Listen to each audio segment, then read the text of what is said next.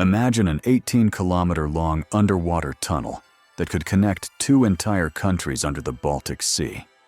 This isn't science fiction, nor is it a plan for the distant future. This structure is already being built now, in silence, while much of the world doesn't even know it exists.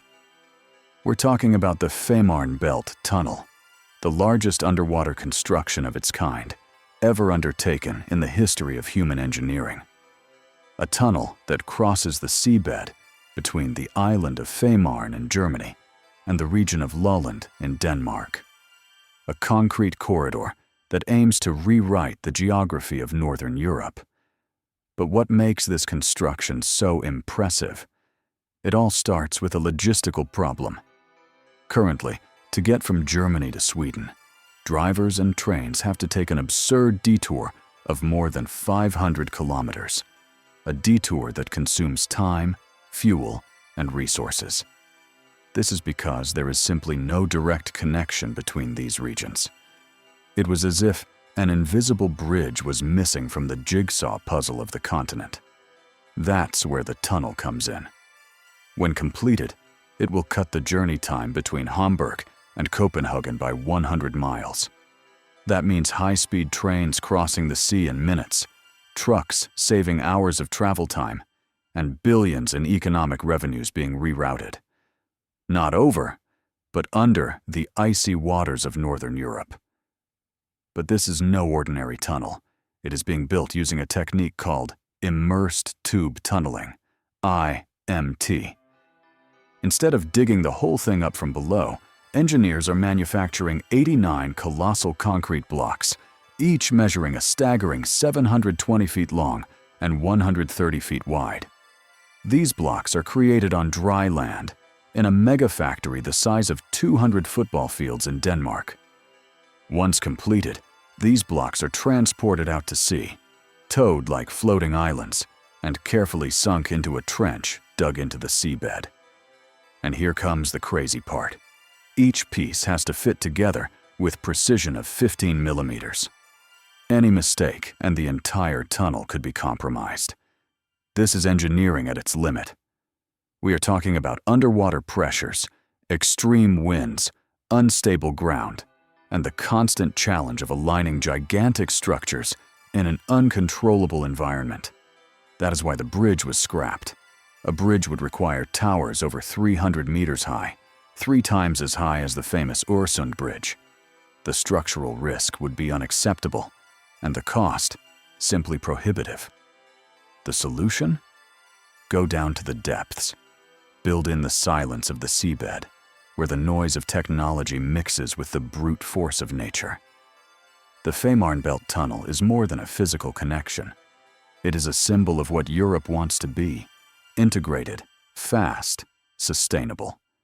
A colossal step towards the future. And we are only just getting started. In southern Denmark, far from the public eye, a colossal factory stretches over 500,000 square meters, the equivalent of 200 football pitches side by side. This is no ordinary plant. This temporary facility was built exclusively to carry out an almost impossible mission: to manufacture the concrete blocks that will form the largest underwater tunnel in the world. Each block has monstrous proportions: 220 meters long, 42 meters wide, and about 10 meters high. To give you an idea, each element weighs more than a cruise ship, and the factory needs to produce 89 of these main units, plus 10 additional technical elements, smaller but still massive. Here, there is no room for error. Each segment is built with millimeter tolerances. A deviation of just 15 millimeters can compromise the entire seal when the blocks are fitted together on the seabed. And this in an environment where concrete still has to withstand decades of impact from salt currents, underwater pressures, and constant wear. The production line operates at an almost military pace. Groups of engineers, crane operators, welders, and environmental technicians work side by side. The shifts are rotating. The concrete cannot stop. The schedule is relentless. But the factory is not just an assembly line. It is, in itself, a spectacle of innovation. From the supply of materials with logistics designed to supply the construction site without interruptions to the environmental control, which ensures that no toxic particles end up in the neighboring ecosystem. Everything was planned down to the smallest detail. This is where the project takes on its soul. Each block is fitted with internal steel reinforcements, technical compartments for the rails and carriageways, ventilation ducts, and drainage systems. Everything must leave the factory ready to be positioned on the seabed, like a perfect piece of an underwater jigsaw puzzle. Transporting these elements is another brutal challenge. Once completed, the blocks are sealed, floated in air compartments, and slowly towed by specialized vessels. The journey to the bed of the Baltic Sea is a high-risk operation, where any wrong move, any change in the current, can result in millions in losses. We are not just building a tunnel. We are moving mountains of concrete, like floating chess pieces, in a choreographed dance between engineers, machines, and the sea itself. It is in this gigantic space, amidst cranes that touch the sky and workers covered in dust and precision, that the backbone of the Fehmarnbelt tunnel is born. A place where sweat and silence mingle, where the future of Europe begins with a chalk line on a metal form. This factory is more than just an industrial heart. It is the womb of a structure that will ultimately connect peoples, shorten distances, and redefine what is possible underwater. Imagine trying to fit giant concrete blocks together on the seabed, under unpredictable currents, with the precision of a surgeon. That is what is happening now between Germany and Denmark. With each new segment installed, the Fehmarnbelt tunnel pushes the limits of what we thought was possible in underwater engineering. But before any of the elements touch the bottom, the stage must be set. The first step is to excavate a sea trench nearly 18 kilometers long. This excavation is done using special dredges capable of cutting the seabed like giant blades. The goal: to create a deep, stable, and millimeter-level groove into which each concrete block will be fitted. But the sea is not cooperating. Cross currents, west to east winds, and unstable ground make the mission a veritable war against nature. Any imbalance can cause holes, erosion, or sediment buildup. That's why geotechnical sensors, marine probes, and satellites monitor the work in real time, 24 hours a day. An invisible flaw can cost months of work and millions of euros. When the trench is ready, the show begins. Each concrete element, sealed and floating, is slowly towed by specialized vessels. The operation can last hours. At the exact point on the bed, valves are opened and seawater enters the internal chambers, sinking the block with controlled precision. It's like landing a cargo plane on the ocean floor and still having to fit it perfectly with the previous one. The margin of error: just 15 millimeters. To ensure the seal between the segments, vacuum systems and pressure joints are used. Everything needs to happen in sync. An untimely vibration, a sudden current, or even the movement of a support vessel can compromise the fit. And if this happens, the piece needs to be erected again, which requires weeks of preparation. Each block fitted represents a victory, and constant tension. The engineers coordinating the operation compare the process to heart surgery. There is no room for haste. There is no room for pride. The seabed is unforgiving. Every detail is checked and rechecked. Every alignment is monitored by underwater drones and high-precision lasers. After fitting, the segment is anchored and covered with a layer of gravel and sand. This not only stabilizes the tunnel, but also provides natural protection against future erosion. Over time, this covering will become part of the marine ecosystem, a new underwater landscape. It is in this silence, in this work, invisible to most people, that the tunnel advances. Meter by meter, block by block, Submerging the impossible requires more than brute force. It requires patience, absolute coordination, and an almost blind faith in science. It is engineering transformed into choreography, with the sea as the stage and Europe as the spectator.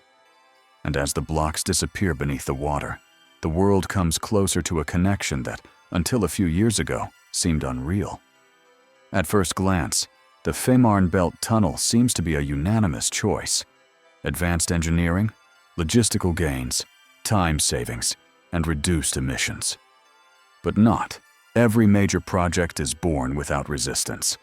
In Germany, what was supposed to be a symbol of progress has become a national debate. The tunnel has split public opinion in half between the future and the preservation of the present. The region of the island of Fehmarn, where the tunnel begins on the German side, is a natural paradise. Beaches, seasonal tourism, small villages, and a community accustomed to the silence of the sea. For local residents, the construction represents a direct threat to the way of life that has endured for generations. Environmental groups have sounded the alarm from the beginning. The main concern, the ecological impact on the delicate marine ecosystem of the Baltic Sea. The excavation of the underwater trench raises tons of sediment, making the water cloudy, which directly affects the photosynthesis of aquatic plants and compromises the food chain, from plankton to large fish. In addition, the traffic of vessels and heavy machinery alters the migratory patterns of birds, scares dolphins and seals, and causes low-frequency noises that interfere with the communication of marine animals. For those who make their living from fishing or ecotourism, the tunnel is seen as an open wound in the sea. In response, the consortium responsible for the project has adopted a series of mitigation measures. Real-time environmental monitoring, the use of dredges with sediment curtains, the rescue of vulnerable species before operations, and ecological compensations such as reforestation of coastal areas. In addition, all the energy used in the project comes from 100% renewable sources. But for many, this is not enough. The protests in Fehmarn grew over time. On several occasions, residents blocked access to the construction site, demanding strikes, public hearings, and even a referendum. Signs on the streets denounced, "We are not a bridge to European profit." Tension grew especially when it was revealed that part of the profits from the tunnel tolls would not stay in the region, but would go straight to the Danish coffers. The issue also became political. German parliamentarians began to question whether the real cost-benefit justified the local impacts. "We are paying a very high price for a logistical shortcut that we did not decide on," declared a member of parliament from the Schleswig-Holstein region. On the other side, supporters of the project counterattacked with numbers. The reduction of 160 kilometers between Hamburg and Copenhagen could take thousands of trucks off the roads each year. The migration from road transport to rail would mean less pollution, fewer accidents, and more efficiency for the whole of Europe. The tunnel, after all, is not just German. It is part of a continental plan called the Scan-Med Corridor, which connects Malta to Finland by land. It is an infrastructure with geopolitical, commercial, and environmental significance. But it is also an open scar on the landscape, which still raises doubts about who will really benefit from it. Between progress and protests, the Fehmarnbelt Tunnel reveals an uncomfortable truth. No monumental project is born without conflict, and behind every advanced meter, there is a constant negotiation between innovation and resistance. When the first plans to connect Germany to Denmark were drawn up, one idea immediately came to mind: build a bridge. After all, Europe already has some great examples of water crossings, such as the iconic Öresund Bridge, which connects Denmark to Sweden with its almost 8 kilometers. So why not repeat the formula? The answer lies in a set of invisible but insurmountable obstacles. Building a bridge across the Fehmarnbelt would not only be difficult, it would be a gamble of extreme technical and economic risk. The first challenge is the distance. The width of the strait between Fehmarn and Lolland is about 18 kilometers, more than twice the width of the Øresund Bridge. A bridge here would require a large number of piers, which would translate into more interference with the seabed, greater environmental impact, and a much more vulnerable operation to the elements. And it is precisely the nature of the sea that works against the idea. The Fehmarnbelt is a region known for strong crosswinds, which often blow from west to east. On an elevated bridge, this poses a constant risk to the stability of vehicles, especially trucks and freight trains. The structure would need to be designed to withstand constant gusts, which would increase the cost and construction time dramatically. In addition, the seabed in the region is unstable. Rocks, shifting sediments, and geological variations make it extremely difficult to install deep pillars with the necessary safety. This would require gigantic foundations, deep excavations, and containment technologies that still face technical limitations in such vast areas. But perhaps the most decisive factor was the height required for the structure. To allow the passage of large ships that cross the route between the North Sea and the Baltic Sea every day, the bridge would have to have a central span over 300 meters high. This would make the bridge towers among the largest on the planet, surpassing even structures like the Golden Gate. Building a bridge of this size in a maritime environment would require years more and even higher investments than the already astronomical $7.5 billion for the tunnel. There is also the issue of maintenance and exposure. A bridge is constantly exposed to wind, salt, rain, and temperature changes. On the other hand, an underwater tunnel, protected by the sea itself, suffers less from bad weather and requires fewer visible interventions over the decades. Finally, there is the symbolic and strategic dimension. A tunnel, unlike a bridge, does not interfere with the visual landscape of the coast. For locals and environmentalists, this represents less aesthetic impact and less noise pollution. Furthermore, from a military and logistical point of view, an underground connection is safer, less vulnerable to attacks or extreme natural disasters. It was this combination of factors that led to the definitive choice of the immersed tube tunnel, a challenging but viable technology. A bridge would have been a display of grandeur, but the tunnel represents efficiency, subtlety, and long-term strategy. Sometimes true power lies not in what rises to the sky, but in what is built in the silence below the surface. In a continent that urgently seeks to reduce emissions and reinvent its mobility, the Fehmarnbelt Tunnel emerges not only as an engineering marvel, but as a symbol of a new era of sustainable transport. More than just connecting Germany to Denmark, it connects Europe to its own future. The project is part of a larger project, the ScanMed Corridor, one of the main axes of the Trans-European Transport Network. It is a backbone that crosses the continent from north to south, connecting the island of Malta in the Mediterranean to Rovaniemi in the far north of Finland, already within the Arctic Circle. It is an intermodal network designed to integrate railways, roads, and ports, with an emphasis on energy efficiency and low carbon. In this context, the Fehmarnbelt Tunnel is more than a physical crossing. It represents a paradigm shift. The expectation is that, with the new connection, thousands of trucks that currently cross the roads of Central Europe, bound for the north, will be replaced by high-speed freight trains.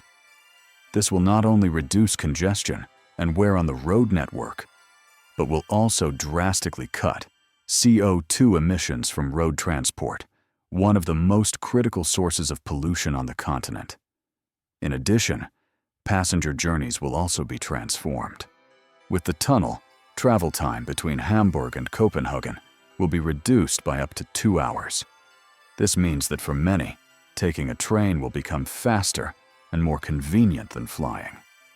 A similar trend has already occurred in France and Spain, where the modernization of railways has led to a sharp decline in the number of short domestic flights, one of the most polluting practices in commercial aviation.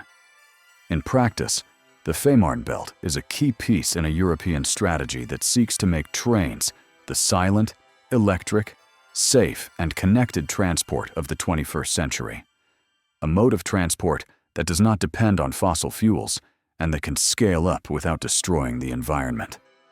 On the construction site, this philosophy translates into concrete actions. All the energy used in the construction comes from renewable sources, such as wind and solar.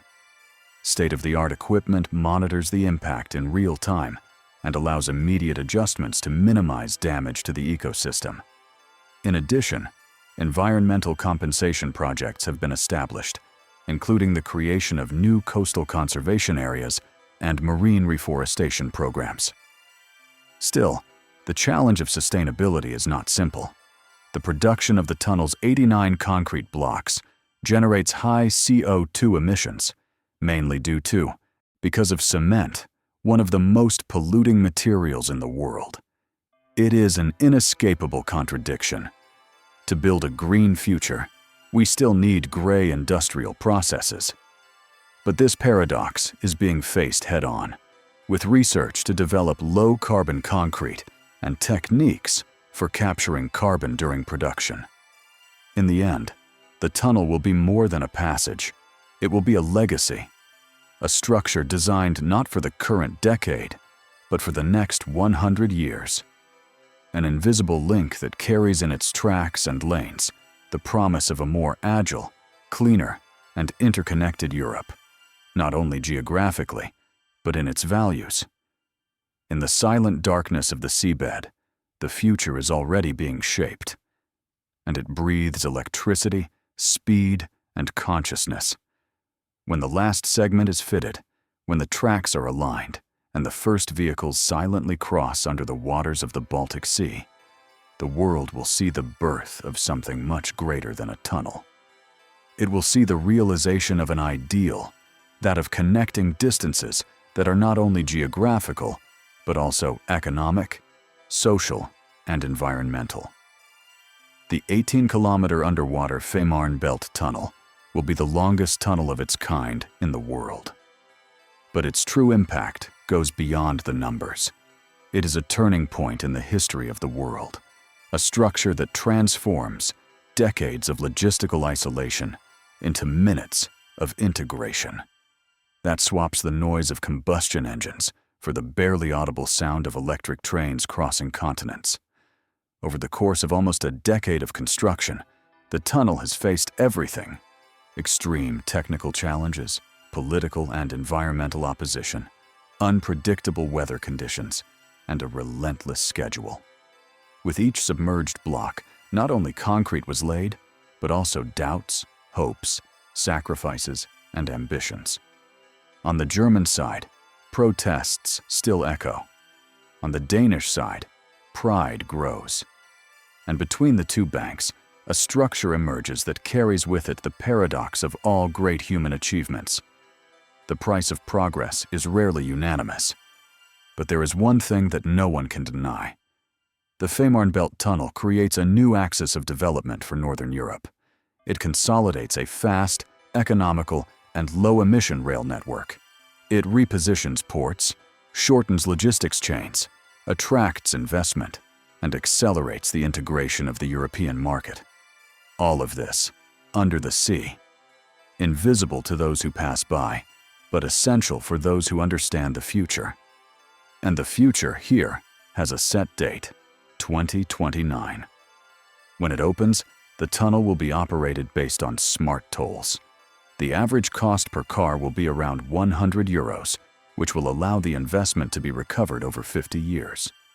It is estimated that, during this period, the structure will generate profits of up to $4 billion, becoming a strategic asset for the continent. But perhaps its greatest value is not in the figures. It is in the message it conveys. It is possible to build something monumental, functional, and, at the same time, committed to a long-term vision. It is possible to reconcile progress and responsibility, technology and environmental sensitivity. It is possible, with effort, conflict, and overcoming, to transform a geographical dream into concrete reality.